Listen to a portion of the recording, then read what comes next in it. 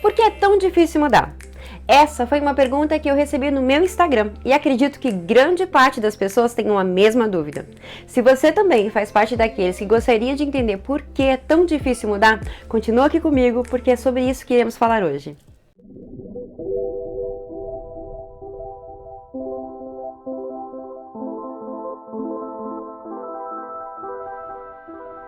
Olá, eu me chamo Aline Ávila, sou terapeuta e acredito que somente através da clareza é que conquistamos a autonomia necessária para chegar onde quisermos. E foi em busca por essa resposta que iniciei o meu caminhar dentro desse universo do desenvolvimento humano. Afinal, por que é tão difícil mudar? O que mais me incomodava era perceber que, apesar de estar realizando um movimento de mudança, eu ainda tinha a sensação de estar andando em círculos e que, indiferente da energia que eu colocava naquele suposto novo projeto de mudança, eu sempre terminava cansada, frustrada e no mesmo lugar.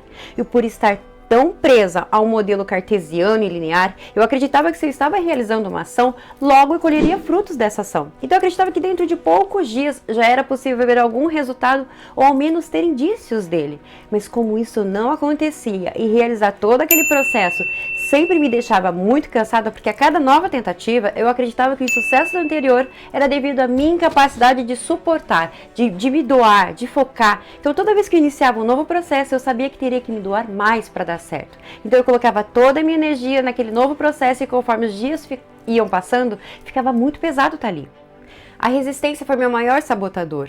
Naquele momento eu acreditava que aquela resistência, aquele cansaço, aquela luta era um sinal de que era necessário parar e ajustar a rota novamente porque aquela tentativa não havia dado certo. Quando eu disse que a resistência foi um sabotador, foi porque eu acreditava que quando algo era para o bem, para ficar melhor, não me causaria dor e nem me geraria todo esse mal-estar. E se eu estava sofrendo tanto para mudar, era bem possível que aquele meu projeto estava errado. Isso é o que muitas pessoas acreditam, que por doer e no fim não sairmos do mesmo lugar, mudar seja um processo doloroso e difícil, que não nos faz saltar para os nossos níveis mais altos e que muitas vezes nos oferece alguns prazeres temporários. Mas quando eu descobri a verdade, que envolve um processo de mudança, eu decidi que seria exatamente esse mapa que eu entregaria para as pessoas, para que mais ninguém ficasse preso dentro de um ciclo tão doloroso do qual eu fiquei por um tempo. A primeira lição que eu aprendi foi através da PNL. A nossa mente não executa aquilo que ela não conhece. Então você não terá grandes ideias se você não internalizá-las primeiro. E antes de tudo, é preciso organizar esse lugar, porque nós não conseguimos acessar respostas ou alternativas em uma mente que não se tenha clareza. Por isso que clareza em seguida da palavra literal e específica é fundamental para iniciar qualquer processo em sua vida. Existem 3 respostas que precisam estar claras na sua mente. A primeira, você precisa ter clareza sobre o que deseja. E nesse item você precisa ser literal. O que você quer mudar? Você quer perder peso? Quantos quilos? Seja literal. Quer fazer uma transição de carreira? Qual carreira você quer seguir? Quer iniciar um relacionamento diferente daqueles que você sempre se relaciona? Qual relacionamento você quer viver? A segunda resposta que precisa estar clara para você é por que você deseja o que deseja. E é importante que seja bem específico aqui. Quanto mais específico você for, mais o seu objetivo se tornará tão sedutor e irresistível que você não irá desistir. E aqui precisa ficar muito claro mesmo, porque será através dessa resposta que mesmo quando as resistências acontecerem, você vai se manter no foco. Agora vamos para o item mais importante. Você precisa ter clareza sobre quem é essa pessoa que deseja essa mudança, ou seja, quem é você. Por que é tão importante saber quem é você? Porque somente através dessa resposta é que você vai compreender quais serão as resistências, os desafios que encontrará pela frente e quais serão as características que você possui que poderá utilizar para otimizar os seus resultados. No começo desse vídeo, eu citei que quando eu tentava mudar e eu não conseguia, o que mais me aborrecia era a total percepção de que, indiferente do que eu fizesse, eu terminava no mesmo lugar. E hoje eu consigo entender que eu só tinha essa sensação porque eu não estava mudando. Porque eu não dava tempo para que essa mudança acontecesse. E as resistências que eu acreditava anteriormente, que era uma prova de que eu estava indo pelo caminho errado, na verdade era o meu corpo resistindo àquela nova informação. Tá, aí você vai me perguntar, quer dizer então que o nosso corpo nos sabota então? Sou eu lutando contra eu mesma? E a minha resposta é sim e não. Se você não se conhece, vai ser bem difícil passar pelo período da resistência, porque o nosso cérebro, com todo esse nosso mecanismo de programação mental, é muito leal a um padrão anterior. Por isso que essa sensação de não sair do lugar sempre fica muito evidente. E para explicar direitinho como esses mecanismos de programação funcionam, eu vou utilizar a teoria do cérebro trino que foi desenvolvida pelo neurocientista Paul D. MacLean em 1970, onde ele dividiu o cérebro em 3 porções. A primeira porção é o cérebro reptiliano, que rege o nosso comportamento instintivo, ou seja, as nossas reações automatizadas, que também são responsáveis pelas nossas funções vitais, ou seja, você não precisa lembrar de respirar, você só respira. A segunda porção é o nosso cérebro límbico emocional, que rege todo o nosso comportamento emocional. E por último, o cérebro neocórtex, que rege todo o nosso comportamento racional. Nós acabamos de ver que o cérebro reptiliano é aquele que funciona por meio de automatismo ou reação, certo? Então, quando reagimos a algo ou a algum evento, nós não passamos por um processo de racionalização ou associação de ideias. Aqui serve direitinho o exemplo que eu acabei de dar, que a gente não precisa pensar para respirar, a gente simplesmente faz isso de maneira automática. E essa característica de automação faz com que essa porção do cérebro economize a nossa energia vital, porque ela acaba processando mais rapidamente todas as informações e com muito menos esforço. E por isso é tão fácil se manter na zona de conforto, porque não nos demanda energia, não cansa. Porém, antes dos atos se tornarem hábitos automatizados, o cérebro passa por um processo de aprendizagem, onde o neocórtex e o cérebro límbico são os responsáveis. É aqui nessas duas porções onde o processamento de informações é realizado por associação de ideias, imagens e pensamentos, ou seja, é um processo mais longo que consome muita energia vital. Agora dá para entender porque mudar é cansativo.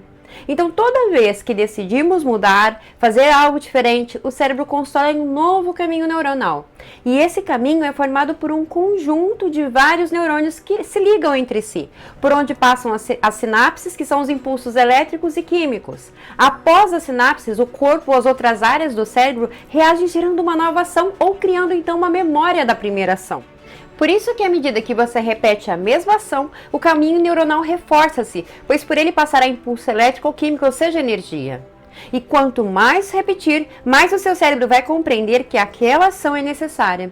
E é exatamente assim que aquele caminho neuronal torna-se um automatismo, passando a informação do neocórtex então para o cérebro reptiliano, e a partir daí a mudança se torna ativa. Uau, clareou muito por aí.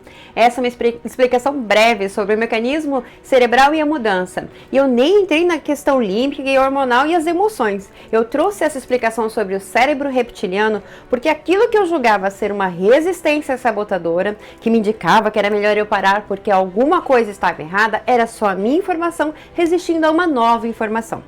Quando eu entendi isso, foi incrível, mas me levou a uma outra pergunta. Por que eu acreditava que aquele cansaço, aquela resistência, era um indicativo de que era melhor eu parar? Preparados para a resposta? Simples, foram as minhas crenças. Mas o que são crenças? É tudo aquilo que eu acredito. Identificação de crenças é um tema muito longo. Eu prefiro fazer um vídeo só para falar exclusivamente sobre isso. Então eu vou deixar o nosso bate-papo sobre crenças para um próximo vídeo.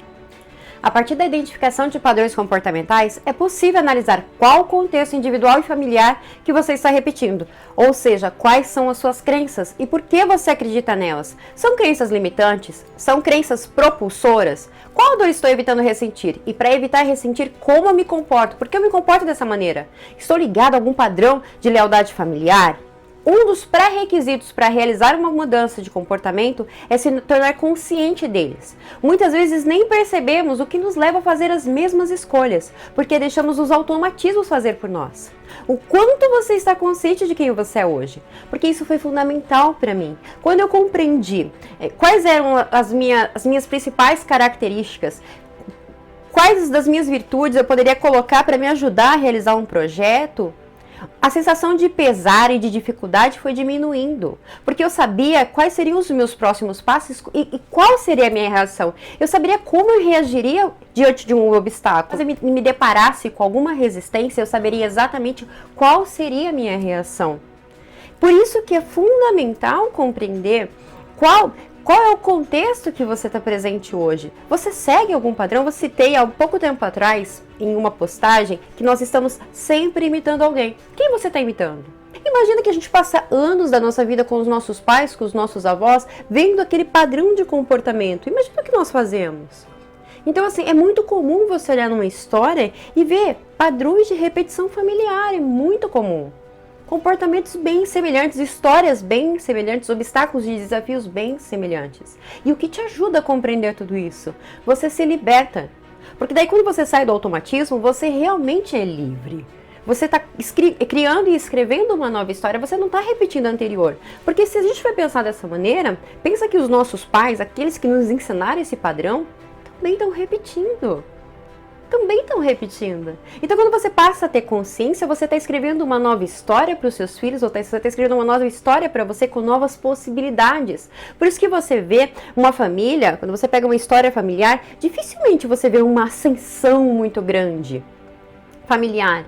Por quê? Porque tem um padrão ali, tem um padrão a se manter. E aquilo é o limite, aquela é a cota.